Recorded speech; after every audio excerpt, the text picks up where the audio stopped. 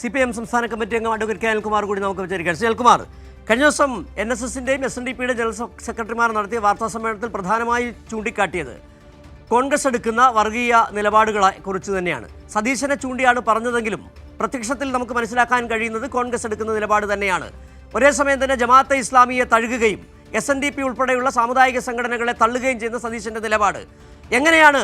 മതമാണ് പ്രശ്നമെന്ന് പറഞ്ഞ KM ഷാജി മുസ്ലിം ലീഗ് എടുക്കുന്ന നിലപാടുകൾ, അതോടൊപ്പം തന്നെ മതരാഷ്ട്രവാദം ഉന്നയിക്കുന്ന ജമാഅത്തെ ഇസ്ലാമി എടുക്കുന്ന നിലപാടുകൾ, അവരോട് തോൾ ചേരുകയും എന്നാൽ വർഗീയതയ്ക്കെതിരാണെന്ന് പറയുകയും ചെയ്യുന്ന കോൺഗ്രസിന്റെ ഇരട്ടത്താപ്പ്, അത് കൃത്യമായി ബോധ്യപ്പെട്ട സമുദായ സംഘടനകൾ.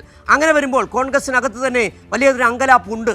ഇനി അടുത്ത തെരഞ്ഞെടുപ്പിൽ സംഭവിക്കാൻ പോകുന്ന വലിയ തിരിച്ചടി എന്ന് ജനറൽ സെക്രട്ടറി പറഞ്ഞത് വല്ലാത്ത രീതിയിൽ കോൺഗ്രസ് നേതാക്കളെ അലട്ടുകയും ചെയ്യുന്നുണ്ട്.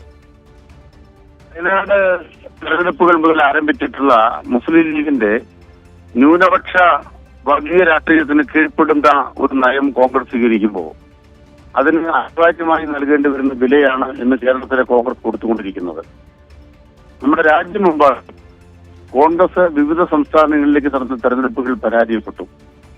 പക്ഷെ കേരളത്തിൽ മാത്രമാണ് തദ്ദേശ തെരഞ്ഞെടുപ്പിൽ കോൺഗ്രസിന്റെ വിജയം നേടാൻ കഴിഞ്ഞത്. ആ വിജയത്തിന്റെ അടിത്തറ എന്താണ്? അടിത്തറ മലപ്പുറം ജില്ലാ പഞ്ചായത്തിൽ ഇടതുപക്ഷത്തിന് ഒരു പകുതി പോലുമില്ല. അവിടെ പ്രതിപക്ഷമില്ല. മലപ്പുറം ജില്ലാ പഞ്ചായത്ത് ഉണ്ടാക്കി. അതാണ് ഞങ്ങളുടെ തിണ്ണമുടുക്ക്. അതാണ് ഇന്ത്യൻ യൂണിയൻ മുസ്ലിം ലീഗ് പറയുന്നത്. വളരെ കളവായ കാര്യങ്ങൾ പറഞ്ഞു. അതായത് SIR എന്ന് പറയുന്നത് നിർബന്ധപൂർവ്വം മുസ്ലിങ്ങളെ ഒഴിവാക്കാൻ പിണറായി വിജയൻ നടപ്പാക്കുന്നു. ഇത് വീട് വീടാന്തരം കയറി ഇറങ്ങി പ്രചരിപ്പിച്ച് ഒരു ഏകീകരണം ഉണ്ടാക്കാൻ മുസ്ലിം ലീഗ് നടത്തിയ ഹീനമായ പരിശ്രമം. മറുഭാഗത്ത് ജമാഅത്തെ ഇസ്ലാമി മതരാഷ്ട്രീയം ഉപേക്ഷിച്ചു എന്നുള്ള VD സതീശന്റെ നുണ, എല്ലാ വർഗീയ ശക്തികളെയും ഒരു കുടക്കീഴിൽ കൊണ്ടുവരാനുള്ള VD സതീശന്റെ ശ്രമം, ഇതിനെല്ലാം പശ്ചാത്തലത്തിലാണ് തദ്ദേശ തെരഞ്ഞെടുപ്പിൽ ഇടതുപക്ഷ ജനാധിപത്യ മുന്നണിക്ക് അപ്രതീക്ഷിത തിരിച്ചടികൾ ഉണ്ടായത് എന്ന കാര്യം ഇന്ന് നാട്ടിൽ ബോധ്യമായിട്ടുണ്ട്. ആ ബോധ്യത്തിന്റെ ഭാഗമായിട്ടാണ് മതനിരപേക്ഷതയുടെ രാഷ്ട്രീയം ഉയർത്തിപ്പിടിക്കാൻ ഇടതുപക്ഷം എപ്പോഴും തയ്യാറാണ്. മുഖ്യമന്ത്രി കാന്തപുരത്തിന്റെ സമ്മേളനത്തിൽ പറഞ്ഞ വാചകം, ഒരു വർഗീയതയെ നേരിടാൻ മറ്റൊരു വർഗീയത കൊണ്ടാവില്ല, ഒരു മതവർഗീയതയെ നേരിടാൻ മറ്റൊരു മതവർഗീയതയെ സ്വീകരിച്ചുകൊണ്ടാവില്ല.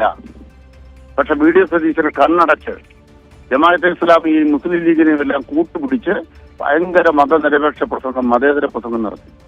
ആ പ്രസംഗം തിരിച്ചടിച്ചപ്പോൾ അവസാനം VD സതീശന് പിൻവാങ്ങേണ്ടി വന്നു, കോൺഗ്രസിന് പിൻവാങ്ങേണ്ടി വന്നു. NSSന്റെയും SNDPയുടെയും ജനറൽ സെക്രട്ടറിമാർ കടന്നാക്രമിക്കപ്പെട്ടപ്പോൾ ആ നിലയിലേക്ക് VD സതീശൻ പോകുന്നത് തടയാൻ കോൺഗ്രസിൽ തന്നെ നിലപാടുകൾ സ്വീകരിക്കുന്നവർ വന്നു. അവസാനം ഇന്ത്യൻ യൂണിയൻ മുസ്ലിം ലീഗ് ഇടപെട്ട് വെടിനിർത്തൽ നടപ്പാക്കിയിരിക്കുകയാണെന്നാണ് മനസ്സിലാക്കുന്നത്. കനകോലു പറയുന്നതനുസരിച്ച് തുള്ളിക്കളിച്ചപ്പോൾ VD സതീശൻ എവിടേക്കാണ് കേരളത്തെ കൊണ്ടുപോകുന്നത്, UDFനെ കൊണ്ടുപോകുന്നത് എന്ന് പകൽ പോലെ വ്യക്തമായിരിക്കുന്നു. ഈ പ്രതിസന്ധിയിൽ നിന്ന് കരകടക്കാൻ UDFനാവില്ല. UDF എന്ന് പറയുന്ന സംവിധാനം കേരളത്തിന്റെ മതനിരപേക്ഷതയ്ക്ക് ഏറ്റവും വലിയ അപകടമാണ് എന്ന് ആവർത്തിച്ച് ബോധ്യപ്പെടുത്തുന്നതാണ് ഈ എല്ലാ സംഭവഗതികളും.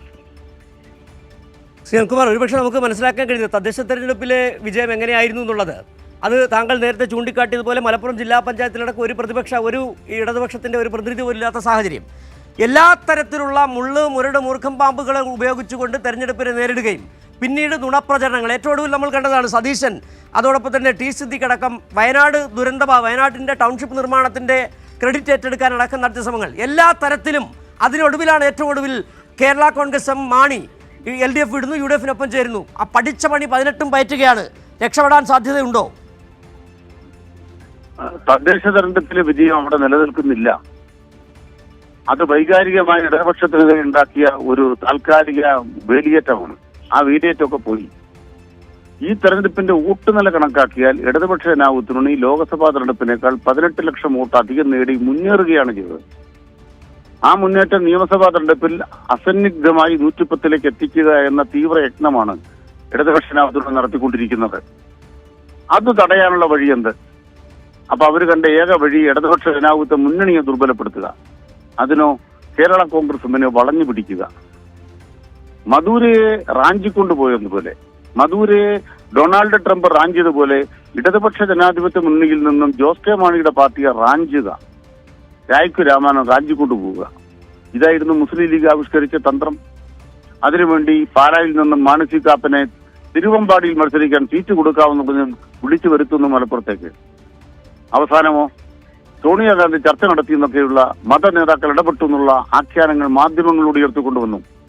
ഇപ്പൊ ചർച്ച നടത്തിയവരില്ല, ആഖ്യാനങ്ങൾ ഉണ്ടാക്കിയവരില്ല, എല്ലാം ആവിയായിപ്പോയി. എന്തുകൊണ്ട്? കേരള കോൺഗ്രസ് എന്ന് പറഞ്ഞിട്ട് പാർട്ടിയെ പിളർത്താൻ വേണ്ടി നീചമായ പരിശ്രമം നടത്തിയില്ലേ? പ്രമോദ് നാരായണൻ MLA കുറിച്ച് നുണ പറയുന്ന വാർത്ത ഉണ്ടാക്കിയില്ലേ? ഇതെല്ലാം കൺമുമ്പിൽ കണ്ടിട്ടാണ് കേരളം മനസ്സിലാക്കുന്നത് LDF എന്ന് പറയുന്ന മുന്നണിയെ ദുർബലപ്പെടുത്താനുള്ള എല്ലാ പരിശ്രമങ്ങളും, അട്ടിമറിക്കാനുള്ള പരിശ്രമങ്ങളും തകർന്നു തരിപ്പണമായിരിക്കുന്നു. UDF കടുത്ത പൊസിഷനിലേക്ക് എത്തിയിരിക്കുന്നു. അതാണ് യാഥാർത്ഥ്യം. ശരി, വളരെ നന്ദി സുനിൽകുമാർ ഈ സാഹചര്യത്തിൽ പ്രതികരിച്ചത്.